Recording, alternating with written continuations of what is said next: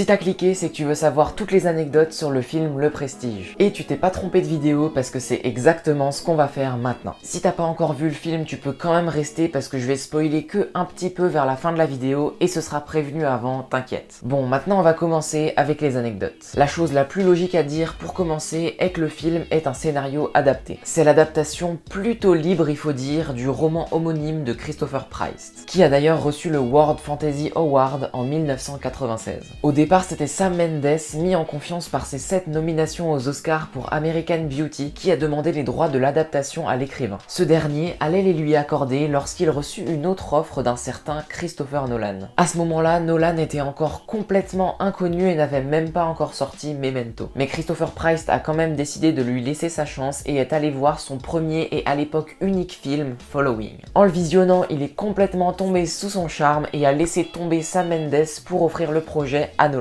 Là, je viens de vous expliquer comment le projet est arrivé entre les mains de Nolan. Mais maintenant, on va plus se concentrer sur le film en lui-même. Et comment mieux présenter le film qu'avec des chiffres. Pour commencer, 68. C'est le nombre de décors que le chef décorateur Nathan Crowley a créé pour le film. Il s'est beaucoup inspiré des photos de rue de Londres en 1890, mais également de l'atelier de Houdini. Maintenant, 2.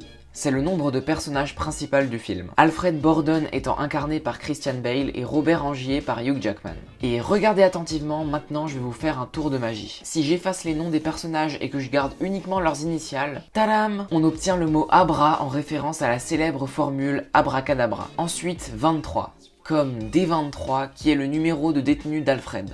Non. D23, c'est le nom du fan club officiel de Disney. Ah bah non, en fait, c'est les deux. Et c'est pas une coïncidence, parce que le film est notamment produit par Touchstone Pictures, une filiale de Disney. Et pour en finir avec les chiffres, je dirais 146. C'est le nombre exact de coupures temporelles du film. En gros, c'est le nombre de coupures où sur le plan d'après, on change de timeline. En moyenne, ça fait un saut dans le temps par minute pour le spectateur. On peut pas dire que ce soit un scénario linéaire. Pour que le film ait l'air le plus réel possible, Christopher Nolan s'est beaucoup documenté sur la magie et sur l'époque où se déroule l'histoire. La première chose intéressante à relever est que le film est construit tout comme un tour de magie. Mais comment est construit un tour de magie? Eh bien, pour répondre à ça, on va demander à un expert. Donovan? Je fais pas exprès. D'accord, on va plutôt demander à Eric Antoine. Mais tu passes pas devant la star, tu fais le tour, tu respectes. Ok, notre dernier espoir, Michael Caine? Chaque tour de magie comporte 3 parties, ou actes. La première s'appelle la promesse. Le magicien vous présente quelque chose d'ordinaire. Le deuxième acte s'appelle le tour. Le magicien utilise cette chose ordinaire pour lui faire accomplir quelque chose d'extraordinaire. Mais vous ne pouvez vous résoudre à applaudir. C'est pourquoi pour chaque tour de magie, il existe un 3e acte, le plus difficile. Celui que l'on nomme le prestige. Merci pour ces explications. Et donc l'intro du film fait office de promesse, le film en lui-même représente le tour et le twist final, c'est le prestige. En plus de ça, pour faire un film vraiment réaliste sur la magie, le réalisateur a demandé à Ricky Jay, un magicien professionnel, de coacher les 2 acteurs principaux. Il leur a donc appris quelques tours, mais on a quand même révélé le moins possible sur la magie, forcément. Au final, il a même eu droit à un tout petit rôle dans le film, celui d'un magicien. Mis à part ces quelques petits vrais tours de magie, certains personnages sont de vraies personnes qui étaient en vie à l'époque victorienne. Comme par exemple Shu Ling-Su, le magicien chinois, qui en fait était un homme anglais qui se déguisait en chinois pour ramener plus de public. La seule fois de sa vie où le monsieur a parlé sa langue natale sur scène, c'était en 1918, juste avant de se faire abattre par un coup de pistolet sur scène. Et aussi bien sûr, Nikola Tesla est une personne qui a vraiment existé. Mais bon, ça je pense que tout le monde le savait, en plus son nom il a été donné à une marque de voiture qui bon est un peu connue, je sais pas si vous connaissez, enfin bref. On est complètement hors sujet là. Et donc à la base j'étais parti pour vous dire quelques trucs sur Nikola Tesla. Il est très connu pour avoir travaillé sur l'électricité et c'est pile pendant les années du déroulement du film que l'électricité a été déployée dans les villes et les foyers. Donc pour les scènes qui se passent chronologiquement au début de l'histoire, l'électricité n'était pas encore déployée partout. On s'éclairait encore à la bougie et à la lampe à huile. Et pour une cohérence maximale, et là vous voyez où je veux en venir, le directeur photo a utilisé des bougies et des lampes à huile pour éclairer ces scènes-là.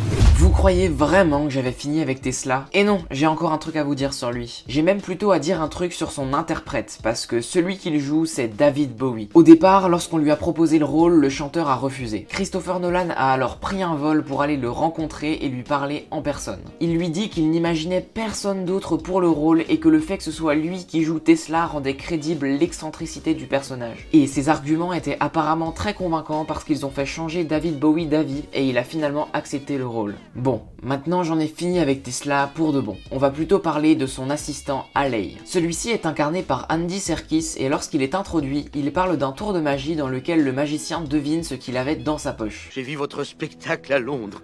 7 fois, vous avez réussi à deviner chacun des objets que les spectateurs avaient dans les poches. Je m'appelle Haley. Et c'est un petit clin d'œil à un autre film dans lequel Andy Serkis joue, à savoir Le Hobbit, un voyage inattendu. Film dans lequel Andy Serkis incarne Gollum. You said ask me a question. Well, that is my question. What have I got in my pocket? 3 guesses, precious. You must give us 3. 3 guesses. Very well. Guess away. Et maintenant, dernière anecdote sur un acteur. Le fils d'Alfred Borden dans le film est joué par l'un des enfants du réalisateur.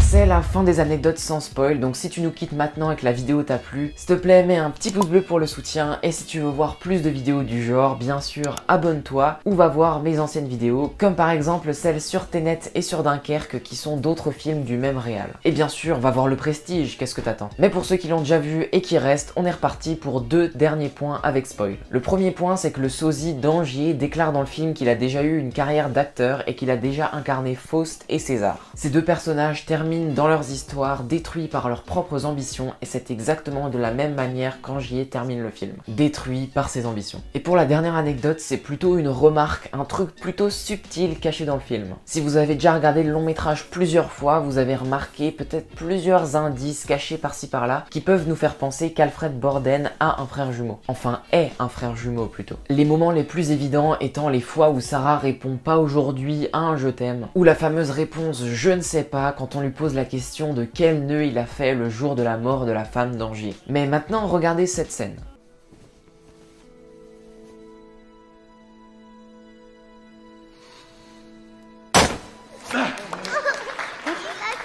Regarde bien, il va le faire réapparaître. Non, il l'a tué. Regarde, tu vois, il va bien, il est vivant. Regarde-le. Mais où il est son frère? Forcément, on pense que le petit parle des oiseaux, mais si on regarde la même scène en pensant au fait que Borden a un frère jumeau caché, d'un coup ça peut avoir une toute autre signification. Merci beaucoup d'avoir regardé cette vidéo, oublie pas comme dit plus tôt, l'abonnement et le pouce bleu si elle t'a plu. En plus c'est un film beaucoup moins connu que ceux que je traite d'habitude, donc j'ai encore plus besoin aujourd'hui de votre soutien et de vos partages. Au début je voulais plutôt faire cette vidéo sur Inception qui est beaucoup plus connu et qui aurait fait plus de vues, mais en faisant mes recherches tout de suite je me suis rendu compte que les trucs les plus intéressants à dire sont tous dans cette vidéo de Clara Runaway que je vous mets en lien dans la description si vous voulez aller la voir, parce que je pense qu'il n'y aura jamais de vidéo anecdote sur Interstellar ou sur Inception sur cette chaîne, parce que Clara Runaway dit tout dans les siennes et faire doublon ça sert à rien. En attendant, moi je crois que j'ai plus rien à te dire. Allez, coupez!